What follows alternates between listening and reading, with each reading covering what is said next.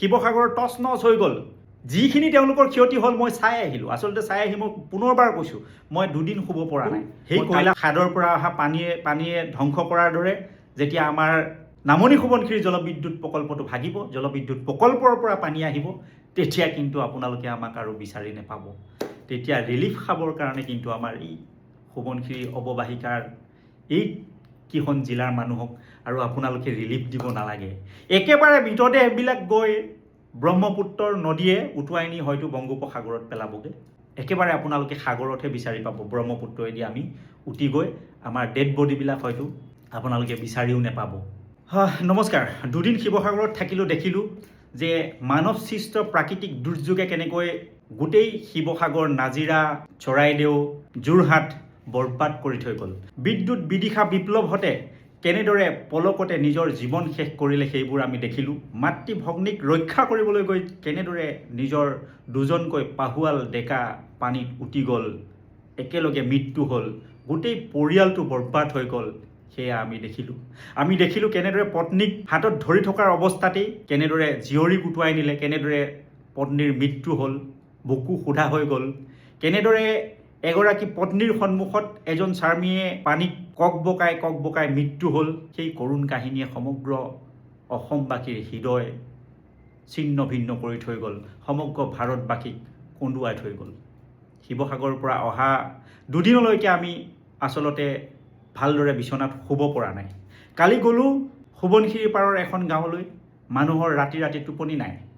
শিৱসাগৰ, যোৰহাট, চৰাইদেউ, নাজিৰা ইয়াৰ মানুহ বাচি থাকিল। যদিও চৰকাৰী হিচাপ মতে 90জনমান মানুহ ইতিমধ্যে মৃত্যু হ'ল, তথাপিতো তাৰ মানুহ বেছিখিনিয়ে বাচি থাকিল। কিন্তু আপোনালোকে জানেনে, আমি দুখন জিলাৰ প্ৰায় কেইবা লাখো মানুহ যে ইতিমধ্যে মৃত্যুৰ দুৱাৰডালত থিয় হৈ আছোঁ। আপোনালোকেতো ৰিলিফ খাবলৈ বাচি থাকিল। শিৱসাগৰ, চৰাইদেউ, যোৰহাট, নাজিৰা এই মানুহবিলাক আচলতে, এই অঞ্চলবিলাকৰ মানুহ আচলতে অসমৰ মানুহে সহায় কৰিছে, যথেষ্ট সহায় কৰিছে, তেওঁলোকক ৰিলিফ দিছে, তেওঁলোকে ৰিলিফ খাবৰ কাৰণে বাচি থাকিল। কিন্তু আমি লখিমপুৰ আৰু ধেমাজি আৰু মাজুলীৰ মানুহ যে কোনোবাই আমাক অসমবাসীয়ে ৰিলিফ দিবৰ কাৰণে আমি যে বাচি নাথাকিম, সেই কথাটো আপোনালোকে বুজিছেনে? ভয়ংকৰ কয়লা খননৰ পৰিণতিত কয়লাখাদত জমা হোৱা পানীয়ে যদি শিৱসাগৰ, যি আহোমৰ ৰাজধানী, যি অসমৰ গৌৰৱ, যি ভাৰতবৰ্ষৰ গৌৰৱ, যি দেশৰ গৌৰৱ, সেই আহোমৰ একালৰ ৰাজধানী, য'ত অতি নিৰাপদ স্থানত আহোম ৰজাই ৰাজধানী পাতিছিল, সেই চৰাইদেউ, সেই শিৱসাগৰ আজি প্ৰকৃতিৰ বুকুত আজি প্ৰায় বিলীন হোৱাৰ দৰে অৱস্থা। মানৱ সৃষ্ট কয়লাখাদত জমা হোৱা পানীয়ে চৰাইদেউ, যোৰহাট, শিৱসাগৰ, নাজিৰা এই ঠাইবিলাকত কেনেদৰে ধ্বংসস্তূপত পৰিণত কৰিলে সেই কথাটো আমি দেখিছোঁ। কিন্তু একে অৱস্থা, ইয়াতকৈও যে ভয়াৱহ এটা অৱস্থাৰ ফালে আমি গতি কৰি আছোঁ ধেমাজি, লখিমপুৰ, যোৰহাট, মাজুলীৰ মানুহে, এই কথাটো কিন্তু অসমবাসীয়ে হয়তো পাহৰিবলৈ ওলাইছে। গতিকে মই পুনৰ এবাৰ মনত পেলাই দিবৰ কাৰণে মই এই ভিডিঅ'টো প্ৰস্তুত কৰিছোঁ। আপোনালোকে জানে যে মই গেৰুকামুখৰ একেবাৰে নামনি অংশৰ একেবাৰে গেৰুকামুখ পাহাৰটোৰ ওচৰতে আমি বাস কৰোঁ। আমি গোগামুখবাসী, মই গোগামুখত বাস কৰোঁ। আপোনালোকে জানে যে গেৰুকামুখৰ যি অসম অৰুণাচল সীমান্তৱৰ্তী গেৰুকামুখ পাহাৰখনত সোৱণশিৰি, সোণৰ নদী, অসমৰ এখন অন্যতম নদী সোৱণশিৰি নদী, এই সোৱণশিৰি নদীখনৰ যে মোহনাত এটা বৃহৎ জলবিদ্যুৎ প্ৰকল্প, জলবোমা আমাক মাৰিবৰ কাৰণে তাত সাজি আছে, এই কথাটো অসমৰ মানুহে জানে, কিন্তু লাহে লাহে পাহৰিবলৈ আৰম্ভ কৰিছে। ইতিমধ্যে এই জলবিদ্যুৎ প্ৰকল্পটো কাৰ্যক্ষম কৰি তোলা হৈছে আৰু ইয়াৰ পৰা পাৱাৰ শক্তি উৎপন্ন কৰি থকা হৈছে। 116 মিটাৰ উচ্চতাৰ এটা বৃহৎ জলবিদ্যুৎ প্ৰকল্প, মানে জলবোমা।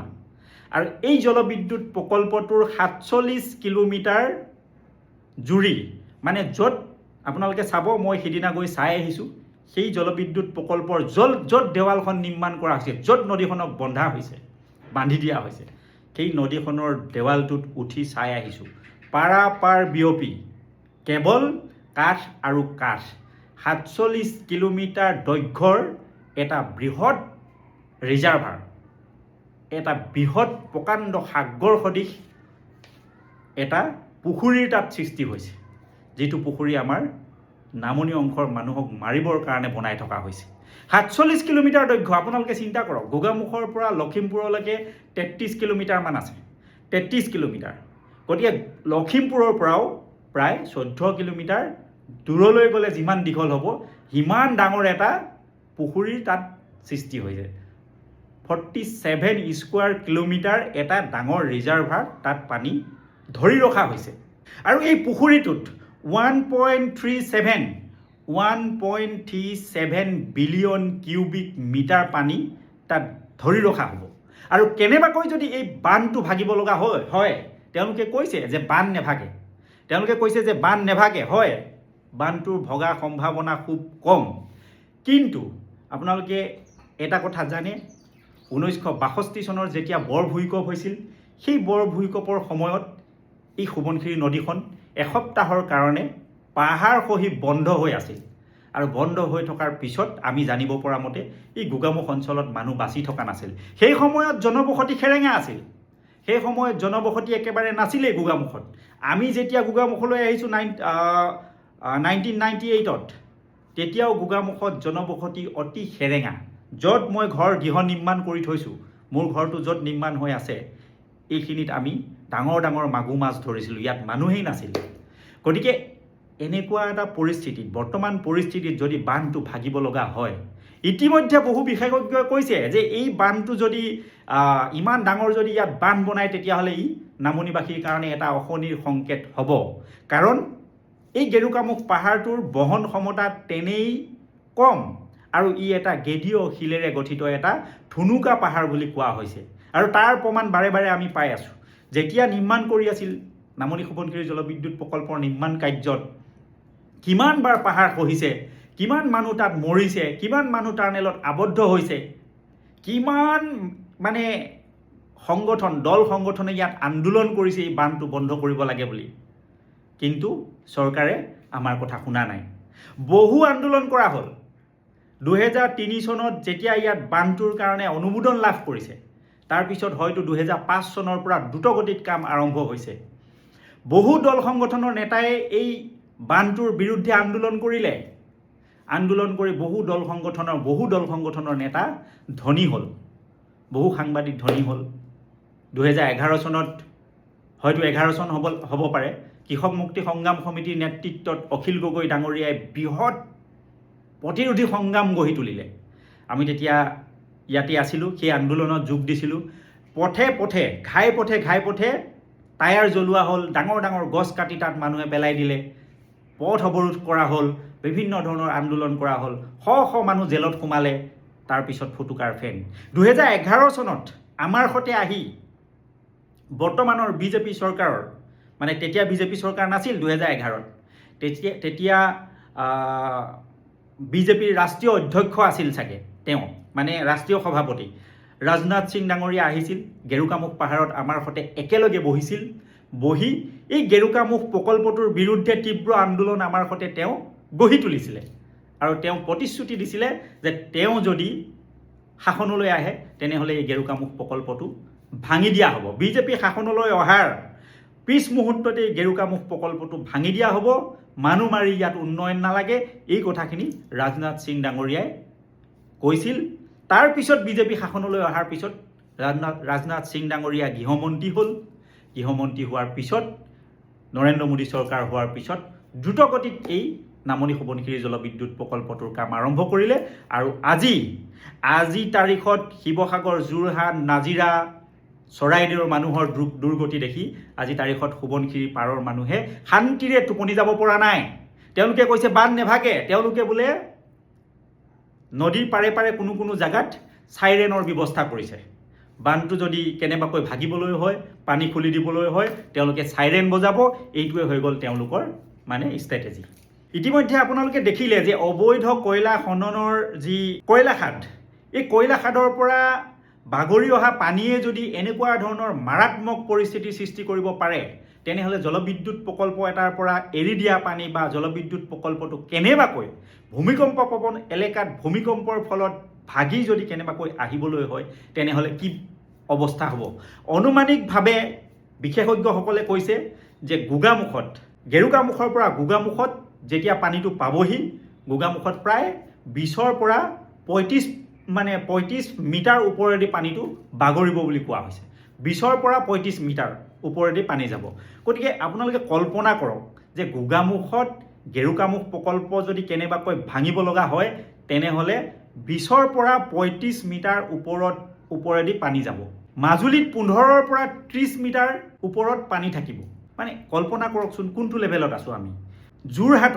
যোৰহাটখনটো দূৰত আছে। যোৰহাটত 20 ফুটৰ পৰা 30 ফুট পৰ্যন্ত পানী উচ্চতা হ'ব বুলি কোৱা হৈছে, আনকি একেবাৰে তেজপুৰলৈকে।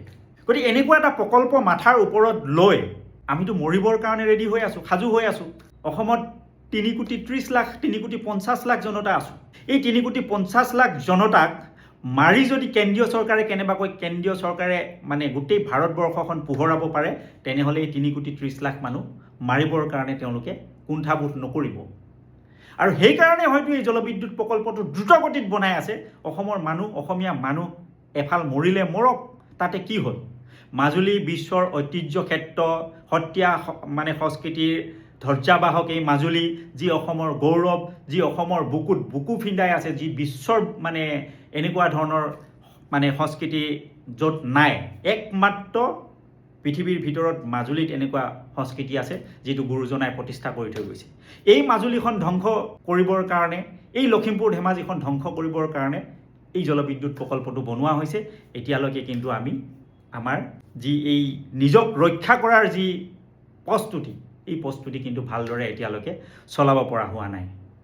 গতিকে সময় থাকোঁতেই আমি এই কথাবিলাক ভাবিব লাগিব, যাতে শিৱসাগৰৰ মানুহ আজি শিৱসাগৰৰ টচ নচ হৈ গ'ল। যিখিনি তেওঁলোকৰ ক্ষতি হ'ল মই চাই আহিলোঁ। আচলতে চাই আহি মই পুনৰবাৰ কৈছোঁ, মই 2 দিন শুব পৰা নাই। মই পৰহি শুব পৰা নাই, মই কালি ৰাতি শুব পৰা নাই। কালি মই সোৱণশিৰি পৰিয়া আমাৰ গাঁওবিলাকলৈ গৈছোঁ, 2খন গাঁৱলৈ গ'লোঁ। তাত মানুহে ক'লে ৰাতি তেওঁলোকে শুৱা নাই। কেনেকৈ শুব? মানুহে একতা দেখুৱাই দিলে। অসমৰ মানুহে, অসমীয়া মানুহ, আমি যে জুবিন দেশৰ মানুহ, আমি যে জুবিনৰ আদৰ্শৰে অনুপ্ৰাণিত, আমি যে মানুহৰ বিপদৰ সময়ত অসমীয়া বাঘে চাগে একলগ হয় বুলি কয় যে, সেই তেনেকুৱা ধৰণৰ মানুহ আমাৰ হিন্দু, মুছলমান, খ্ৰীষ্ট, ঈছাই মানে সকলোবিলাক মানুহ একত্ৰিত হৈ আমাৰ সকলোৱে বান দুৰ্গতক কিবা নহয় কিবা সহায় কৰাত সকলো লাগি পৰিছে। কিন্তু সেই কয়লা খাদৰ পৰা অহা পানীয়ে ধ্বংস কৰাৰ দৰে যেতিয়া আমাৰ নামনি সোৱণশিৰি জলবিদ্যুৎ প্ৰকল্পটো ভাগিব, জলবিদ্যুৎ প্ৰকল্পৰ পৰা পানী আহিব, তেতিয়া কিন্তু আপোনালোকে আমাক আৰু বিচাৰি নাপাব। তেতিয়া ৰিলিফ খাবৰ কাৰণে কিন্তু আমাৰ এই সোৱণশিৰি অৱবাহিকাৰ এই কিখন জিলাৰ মানুহক আৰু আপোনালোকে ৰিলিফ দিব নালাগে। একেবাৰে মৃতদেহবিলাক গৈ এইফালে ব্ৰহ্মপুত্ৰৰ নদীয়ে উটুৱাই নি হয়তো বংগোপসাগৰত পেলাবগৈ। একেবাৰে আপোনালোকে সাগৰতহে বিচাৰি পাব। ব্ৰহ্মপুত্ৰইদি আমি উটি গৈ আমাৰ ডেড বডিবিলাক হয়তো আপোনালোকে বিচাৰিও নাপাব। গতিকে এই কথাবিলাক সকলোৱে অনুধাৱন কৰিব লাগে। আৰু এই বৃহৎ জলবিদ্যুৎ প্ৰকল্পই কেতিয়াও মানুহৰ মানে কল্যাণ কৰা আমি শুনা নাই। আমি উন্নয়ন বিৰোধী নহয়, কিন্তু এই সোৱণশিৰি অৱবাহিকাৰ মানুহক মৃত্যুৰ বিনিময়ত আমাৰ উন্নয়ন আমি নিবিচাৰোঁ। গতিকে আমি সকলো পক্ষকে আহ্বান জনাম, সময় থাকোঁতেই যাতে আপোনালোকে মাজুলী, লখিমপুৰ, ধেমাজি মানুহৰ মৃত্যুৰ যি কিৰিলি, মৃত্যুৰ যি বিভীষিকা, এই বিভীষিকা যাতে চাব লগা নহয়, তাৰ কাৰণে একত্ৰিতে এই নামনি সোৱণশিৰি প্ৰকল্পৰ বিৰুদ্ধে আমি আমাৰ ভইচ ৰেইজ কৰিব লাগে।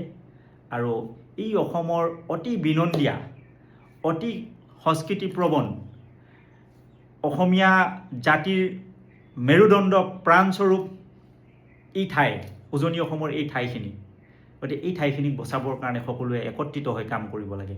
এই আহ্বান মই সকলোলৈকে জনাইছোঁ। ধন্যবাদ। জয় আই অসম।